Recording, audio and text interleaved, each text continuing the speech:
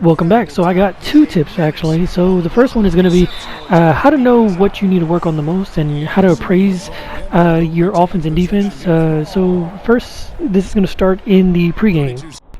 So as you can see, the opponent isn't as good. He's got a 49% win percentage, which is slightly below average, but the most important thing is actually going to be the average points per game as well as the plus minus differential. So you can see that this person scores 61 points per game. What that means is that if my defense keeps them below 61 points, I actually have above average defense. If they're able to score over 61, then I have a below average defense. The next thing is going to be the plus differential. What that +4 means is that they give up on average 57 points. So you do 61 minus the +4 gives you the 57. So if my offense scores more than the 57, that means I have above average offense. If they score less, that's a below average offense. Now let's get into the actual defense. So as you can see, it's a pretty close game, 24-24. The way that I figure out if I'm on pace is I try to divide up the total score. So they score on average 61 points. That means that's 30.5 per half or 15 per quarter. So right now they're on pace to hit that 30 by halftime. So right now I'm not keeping them to that 61 points, but this is actually going to be the last time that they lead. The rest of the gameplay is just a blowout from this point on, and I want to show just the defense because they did extremely well offensively. They were hitting so many open shots.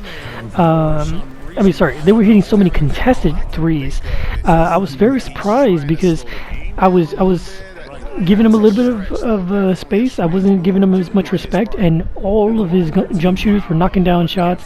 And I was like, you know what, forget this. I got to play a little more aggressive. And you can see I even fouled on that.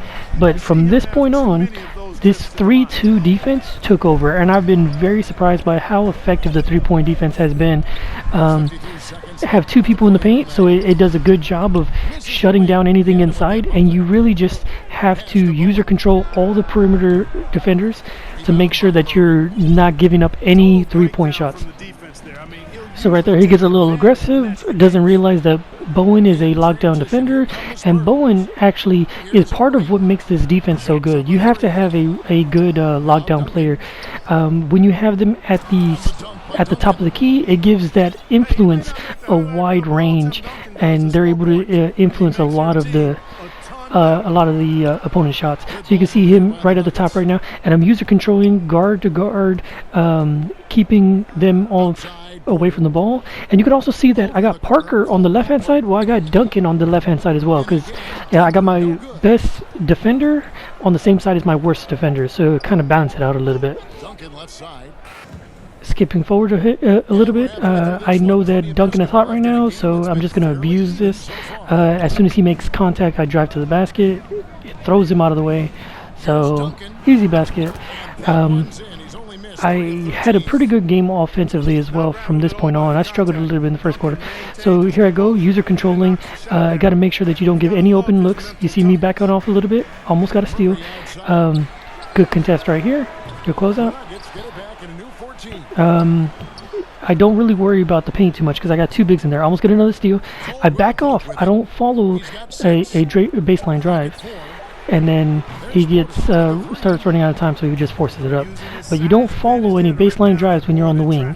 You immediately back off and try to guard somebody else. I think I go ahead and call a timeout right here because Duncan does not want to get out of the paint. Oh, no, never mind. Good cut, off ball. Nice, easy basket. Got the lead up to 4 now for the so making sure I'm backing off my bigs, making sure that they get back in time. You'll see me switching off guards. Whenever they have the three on the same side, it gets a little tricky, so I try to move around. He had a little bit of space, so he tried forcing it, but leaking out also helps a lot because if you score quickly, it doesn't give your bigs time to get down court. You can see Duncan didn't want to get out of the paint, so I called timeout.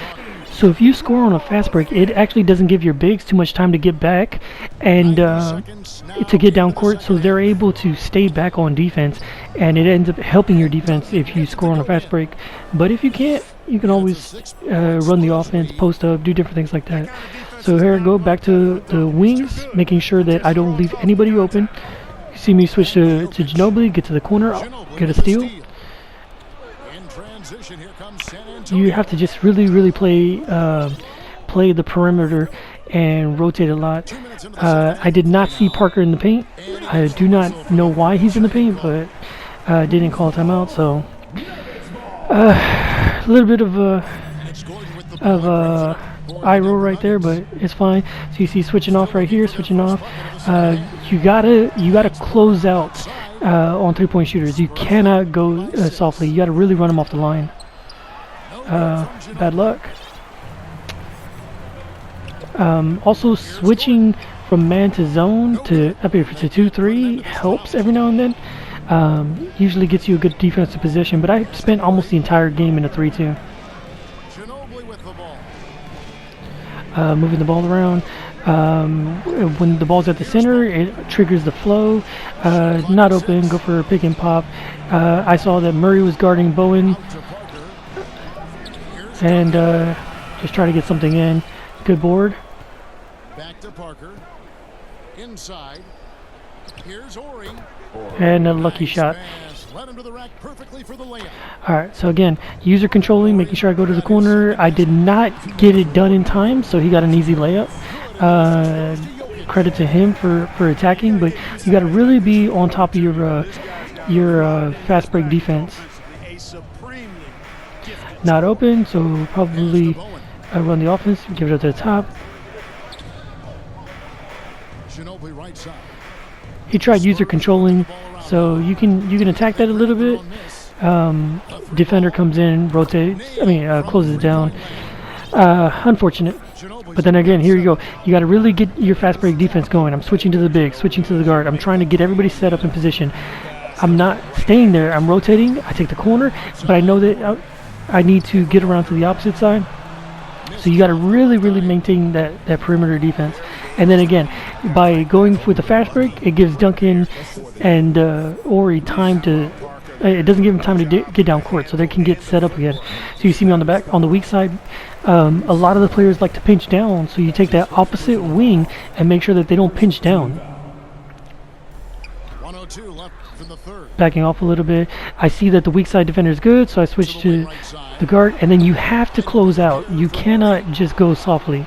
You really got to try and force people off the line. Just as much effort on that side of the ball. Bad timing. And also bad decision making right here. I shouldn't have fouled. No good on the free throw. Good. Kentavious Caldwell-Pope, his defensive quickness sets him apart. All right, so I'm running the offense. I'm going to hit Parker. Then I'm going to look for. I'm going to fake here. Look to Bowen.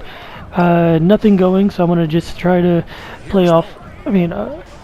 Just try to make something happen. I see again, he's got Murray guarding small forward, so I get a back cut going, try to attack Murray. Again, getting set up. I got my bigs here. Switching to the other guard. Switching back to the opposite wing. I already know where I got to be rotating, so I'm going to switch to the opposite guard again. Okay, I got to close out right here and get a good contest, trying to get him off the line. You can't let him just take easy shots. So back looking at the pace, he's at 29 points. He's been in the 20s. He hasn't been able to get past that 30 mark. The 30 mark he was on pace to get in the first half and score his 60 points, but it's already been 3 quarters and he still hasn't broken 30. So that's extremely good defense, but my offense is below pace from where it should be. I should be scoring at least 57 points, and I do not think I'm going to be able to break 57.